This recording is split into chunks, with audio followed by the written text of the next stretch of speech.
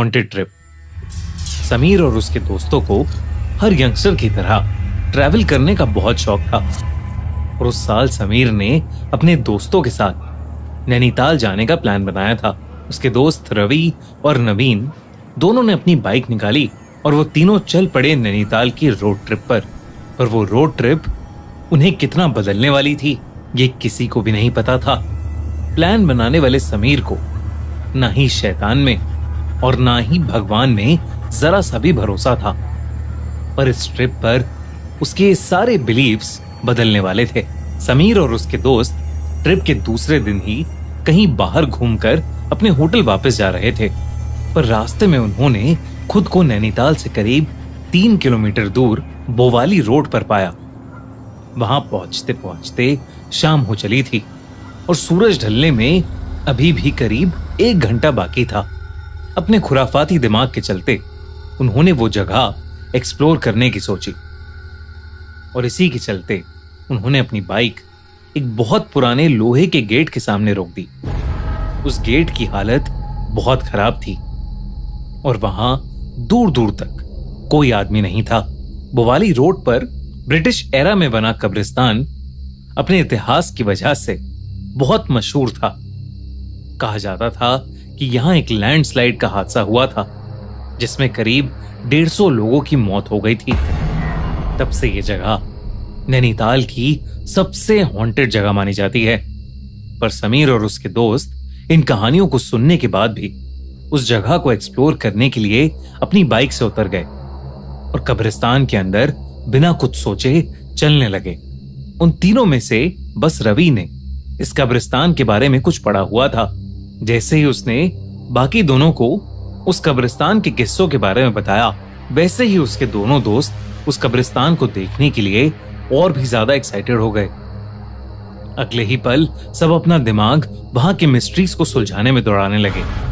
वो बहुत जोर जोर से बोलने लगे और बेपरवाह होकर वहां रखी चीजों को हाथ लगाने लगे। वो मरे हुए लोगों का मजाक उड़ाने लगे। समीर और उसके दोस्त कब्रिस्तान के अंदर अपनी सेल्फीज लेने लगे और मस्ती मस्ती में वो लोग उस जगह का मजाक उड़ाने लगे। अनजाने में ये सब करते हुए उन्हें हल्का सा भी अंदाजा नहीं था कि इसका अंजाम कितना बुरा हो। 1 आधा घंटा उस कब्रिस्तान में बिताकर तीनों ने वापस अपने होटल जाने का डिसाइड किया।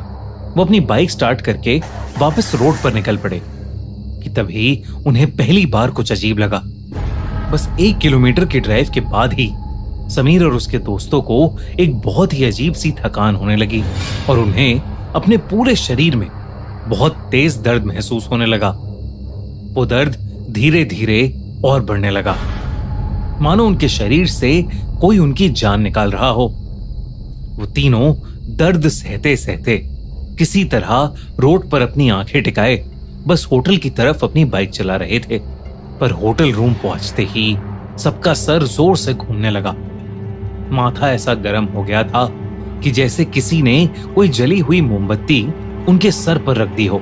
वो तीनों बुखार से कांपने लगे और तब उन्हें पहली बार अपने साथ किसी के होने का एहसास होने लगा, जैसे वो अकेले नहीं हैं और उनके साथ उस कब्रिस्तान से कोई और भी आया हो। तभी रवि को रूम के शीशे में दिखा कि कुछ काले साए समीर और नवीन के अंदर से उनकी जान खींच रहे हैं और वो लोग धीरे धीरे बेहोश हो रहे हैं। लेकिन इससे पहले रवि कुछ कर पाता, उसे चक्कर आने लगे और वो भी बेहोश हो गया। कुछ देर बाद समीर की आंख खुली तो वो और उसके दोनों दोस्त उसी कब्रिस्तान में थे। वो तीनों वहां से बाहर निकलने का रास्ता ढूंढ रहे थे, लेकिन बहुत देर तक भटकने के बाद भी तीनों को बाहर का रास्ता नहीं मिल रहा था। वो उसी कब्रिस्तान में कैद हो चुके थे। रात के अंधेरे में गलती से समीर ने अपना पैर एक कब्र पर रख दिया। उसने नीचे देखा तो वहां नवीन का नाम लिखा था। उसी के बगल में एक और कब्र थी, उस पर रवि का नाम था।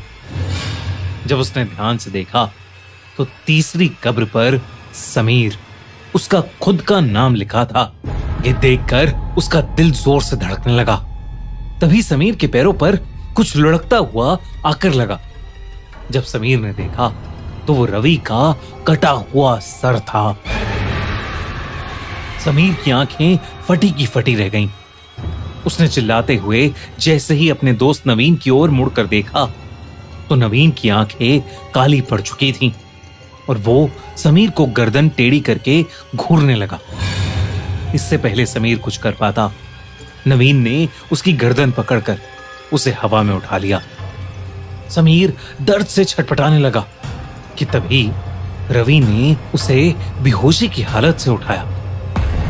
वो तीनों अभी भी उसी होटल रूम में थे और जो समीर ने देखा वो एक सपना था।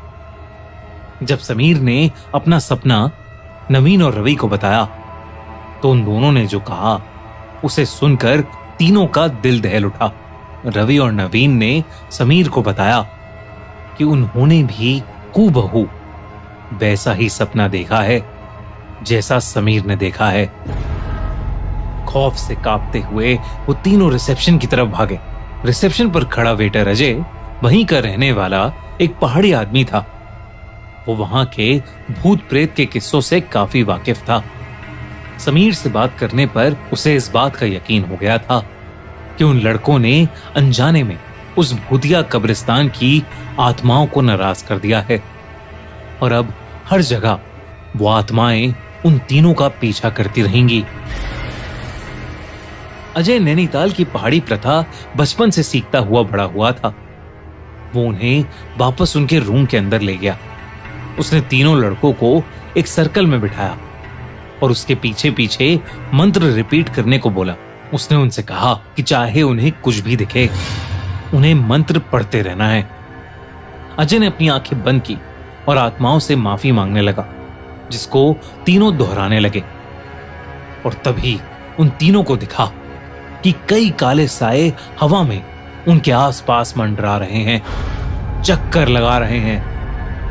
यह दृश्य देखकर तीनों का दिल दहल गया, लेकिन फिर भी वो मंत्र पढ़ते रहे और फिर कुछ ही देर में वो साए वहां से गायब हो गए। अजय ने उन्हें कहा कि अब उस कब्रिस्तान की आत्माओं ने उन्हें माफ कर दिया है और उनका पीछा छोड़ दिया है। उस पूजा के तुरंत बाद ही उन तीनों का शरीर तपना बंद हो गया और अगले दिन सोकर उठने के बाद मानो समीर और उसके दोस्तों को ऐसा लग रहा था जैसे पिछली रात उनको कुछ हुआ ही नहीं था।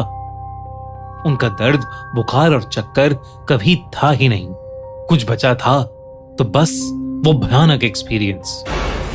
उस रात को तो वो कभी नहीं भूल सकते, लेकिन उन्होंने डिसाइड किया कि वो फिर कभी ऐसे लापरवाह नहीं होंगे और फिर कभी किसी कब्रिस्तान में भूल के भी कदम नहीं रखेंगे।